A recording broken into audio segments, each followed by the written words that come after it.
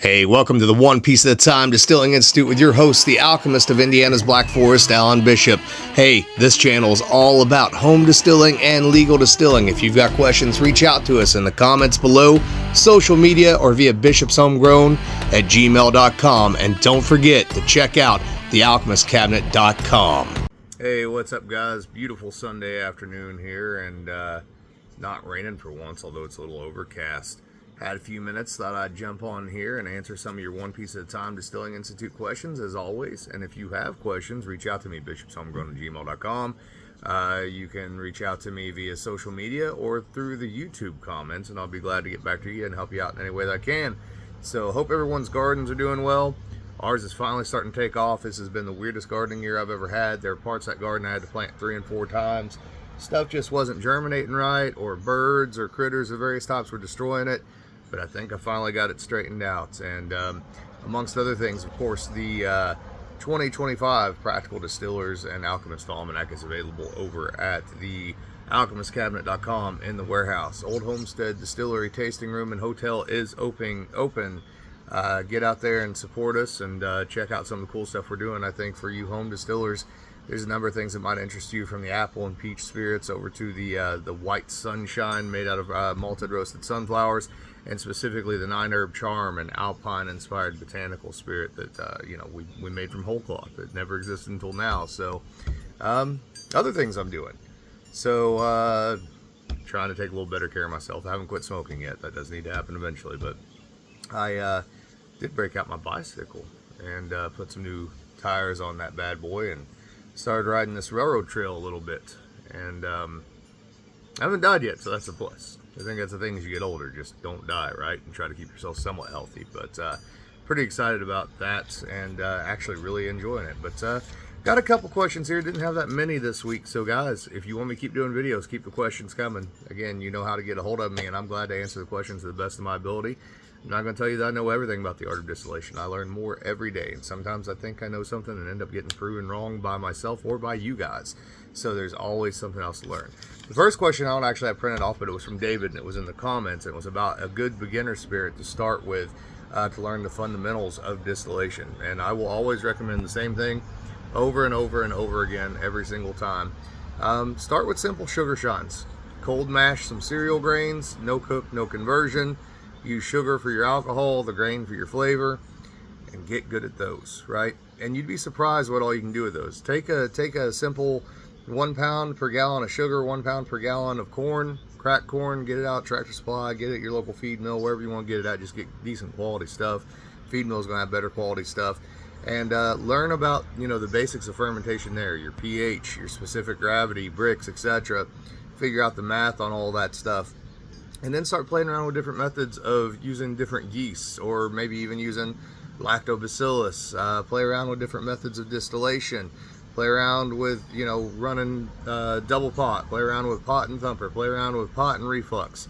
Get all that stuff down. Run that same mash bill 20, 30 times. Do it over and over and over and over and over and over and over and over again until, you're fairly confident that 99.9% of the information that you would need to know to make that spirit on any kind of setup or with any kind of yeast variables, etc. that you might have. And then take it and make a botanical spirit out of it. Just keep going at it. Keep going at it. Use the simplest, most basic mash bill, and you'd be surprised the kind of flavor and the kind of variations that you can get out of that sort of thing, for sure. Sorry about that, guys. I had a guest show up for a second. So couple questions more here that we'll get into real quick. So this one is from No Name. Hola, Alan. Still not mobile enough to get up and get the Resila.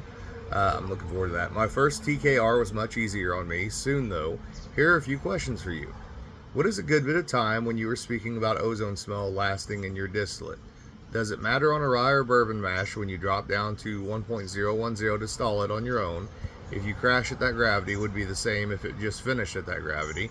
For that burnt element problem, it might help to add some beta-glucanase to help break up that rye. All right, so let's see, in terms of ozone, so I think you're asking what's a good bit of time when you were speaking about ozone smell lasting in your distillate. So usually a couple weeks after I ozone, I can still pick up that ozone smell. Now, theoretically, you could probably hit that with like a regular fish tank air pump and drive a lot of that off a lot quicker, but I like to let it set and really get rid of all that ozone smell.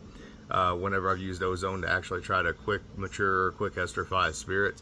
I'd rather just let it leave of its own accord. So usually it's a couple weeks. Sorry, I jumped there. My papers about blew off the table. But so that kind of answers that question. So in terms of when I dropped to 1.10 to stall on your own, if you crashed at that gravity, it would be the same if it just finished at that gravity.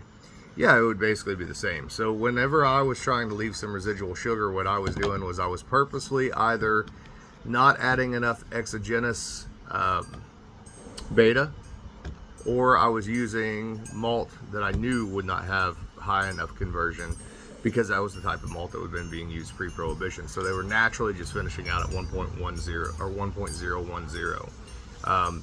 Theoretically, there'd be no difference between aiming to stop there or it crashing out there, other than the fact that if it crashed out there, it's probably a pH related problem more than likely, which might have some effect on flavor. As far as the burn element problem, yeah, you say it might help to add some beta glucanase to help break up that rye. I'm sure that wouldn't hurt anything for sure, but it also sounds like they probably were doing that, and it's just that rye is so damn slimy. There's just no other way around it. It's very hard to get the clear and to get the particulate out of, but great questions. And I feel like you had another one here. Let's see. Yeah, here we go. There's a couple more. Hey, Alan, finally got around to watching your Distillers Talk podcast. I watch a few with one of the Leopold brothers, as I'm very interested in making rye. My question is, when he uses Acetobacter as a secondary infection, what method is used to stop the vinegar making process? So I'd have to go back and listen to that episode with Todd Leopold. And for those of you who don't know who Todd Leopold is, the Leopold brothers, definitely an operation worth checking out. Fantastic craft distillers, running 3-chamber stuff now. Really great pot still distillers as well, and just great guys in general. Very, very knowledgeable. I'd have to go back and listen to that episode of Distillers Talk to remember the conversation, but typically with Acetobacter, you know, it's fairly common in open top fermentations. And I was talking to Tyler, my still hand, about this the other day, and a couple other people.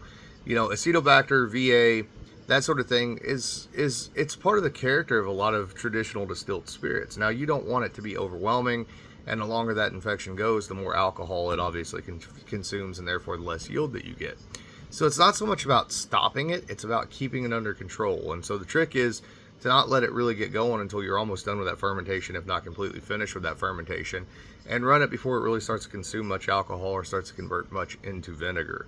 At that point, then it's a matter of sanitation. And so we were talking about it in terms of in the wooden barrels that we use, the wooden casks that we use for fermentation. And somebody asked us how we dealt with that. And of course, we sanitize those barrels. We scrub them out with powdered brewer's wash. We hit them with Star Sand. We do all that stuff. But every once in a while, one of those barrels gets a little out of whack. And so what we do is we actually take some of our heads and take the barrel outside and pour about a quart or two of heads in there and light it on fire and let it burn for about 30 or 40 seconds to get hot enough to kill some of that stuff back. You never get rid of all of it, but you get rid of the vast majority of it to where you can keep it under control. But in terms of being able to stop Acetobacter, I don't know of anything, truthfully, to stop it other than just to run it, right? So you got to be very, very careful with it and keep it very, very much under control. Let's see, and I think you actually sent one more question here. I'm not very organized today. I think that riding the bike thing, man, I'm a fat kid and it took a little out of me. I ain't gonna lie to you. So I forgot my second question. That is the same one. Never mind. Oh wait, hold on. I forgot my second question. If using Acetobacter, do you start with a higher specific gravity to compensate for the loss of some alcohol? I do not. I run my typical specific gravities. You know, if I were in a big column still distillery concerned with output, A, I probably wouldn't be playing with Acetobacter. But B, if I was playing with Acetobacter or Lactobacillus or something like that would consume alcohol, I might make some sacrificial alcohol for the process. But current operations, I see no reason to. I'm not losing more than a couple gallons at the most at any one point in time. So that's no big deal on our end. So I hope that answers your questions, man. Guys, seriously, send me more questions. I'll be glad to keep doing videos, but can't do them without questions. Love y'all. Later.